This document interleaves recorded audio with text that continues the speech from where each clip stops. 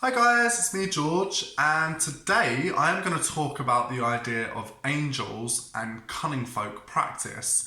And before I begin, I just want to say that with my videos at the moment, I'm not putting as much information in them as I normally do. So please bear with me, but I am trying to stretch this out because I want to still publish videos to people that, that is going to keep people entertained during lockdown and just keep people going. And also partly for my own sanity, not going to lie. At the moment, I don't know if you can hear, but I am sick. I don't know whether or not it is COVID-19. I have a bit of a suspicion it might be, but to be fair, I'm rarely ever ill.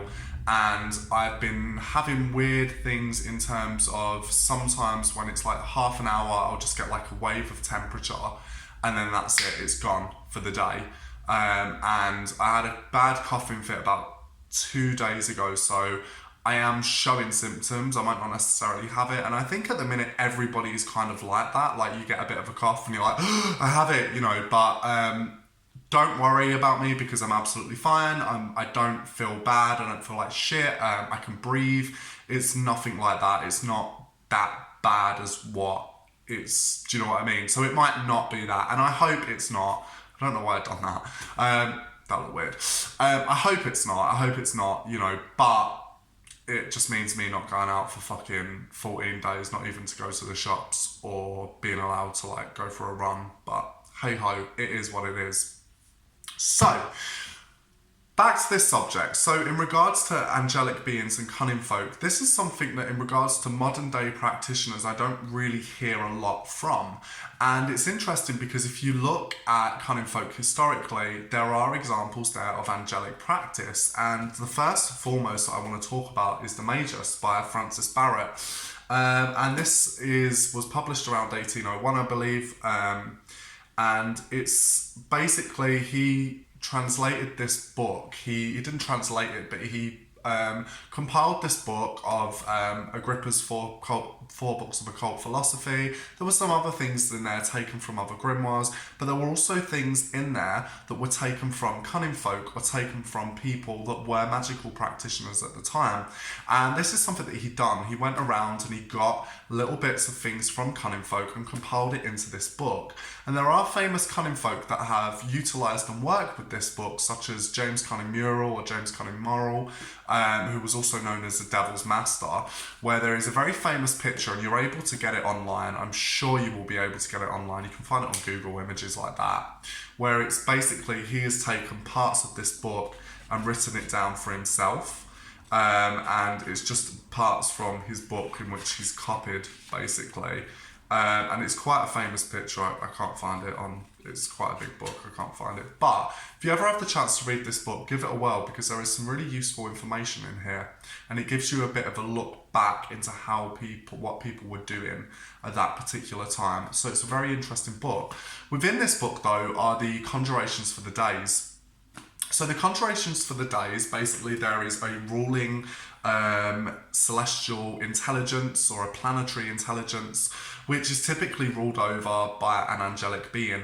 And in regards to this, what you do is they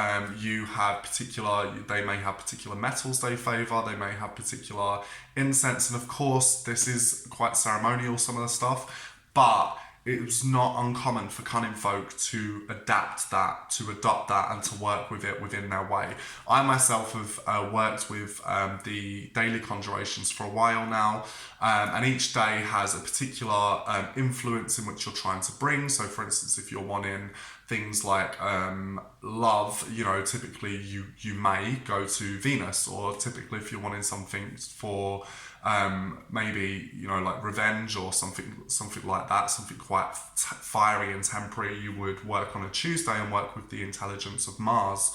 And each planet is ruled over by a particular angelic influence, and these planetary conjurations conjure that particular angel. So one of the other things is a lot of people tend to think that when you do this, you are calling up that angel directly. And sometimes you are to a degree, but you are also calling up planetary and ruling celestial spirits that may be sent on behalf of that angelic being. So that's one of the things here that is quite useful. The way I work with the planetary conjurations, I don't asperse a place with water and hyssop and salt. I don't do any of that. I've got my own system that I work with that to me has had quite a lot of success. I've had some very strange experiences as well when doing these planetary conjurations for the days, and that is something that is quite potent actually, where I've had results that I've been like, whoa. So yeah, I have enjoyed working and doing these daily conjurations or planetary conjurations. That's one of the things. The other thing is as well to consider, and I always go back to this book, but I fucking love it. The Grimoire of Arthur Gauntlet, edited by David Rankin.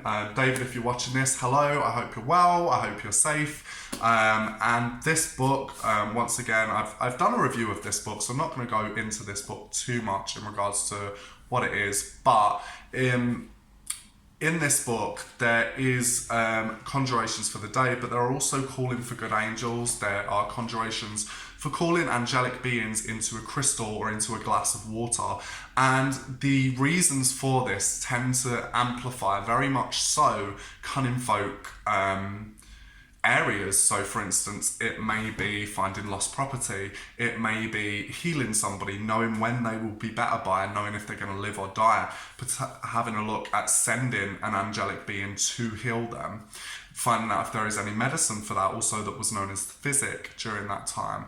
Lost cattle, there are things there, the reasons why these angelic beings are called is very, very that amplifies very much the areas in which cunning folk typically sort of governed within society. So that's really interesting to look at, and it also falls into divination.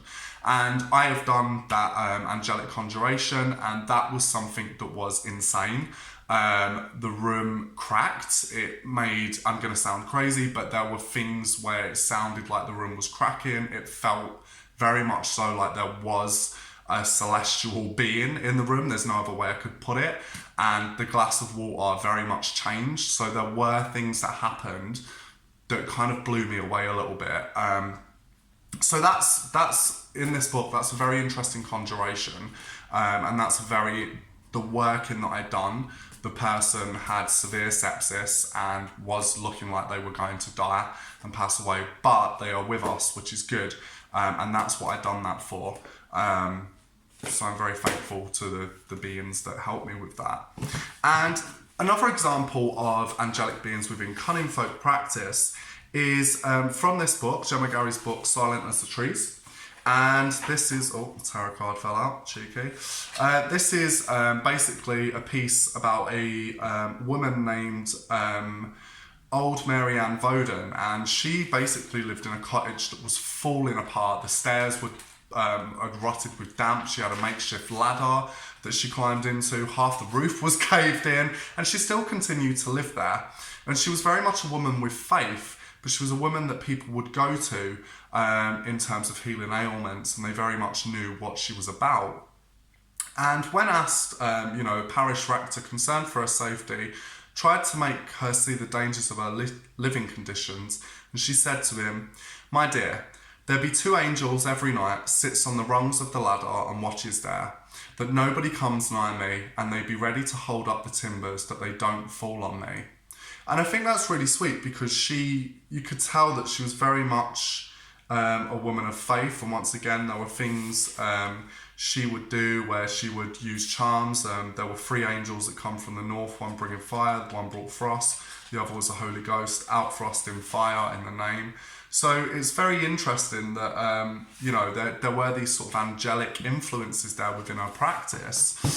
And last but not least, what I want to say is that a lot of people have it in their head when working with angelic beings and angels that these intelligence are pure love and pure light, and everything is a bit airy-fairy and lovey-dovey, and that is a nice thought. But unfortunately, if you read the book of Revelations, and you actually look at some descriptions of angelic beings being covered in thousands of eyes that blow trumpets of blood, that the screams that come from those trumpets are so high pitched that they pierce people's eardrums.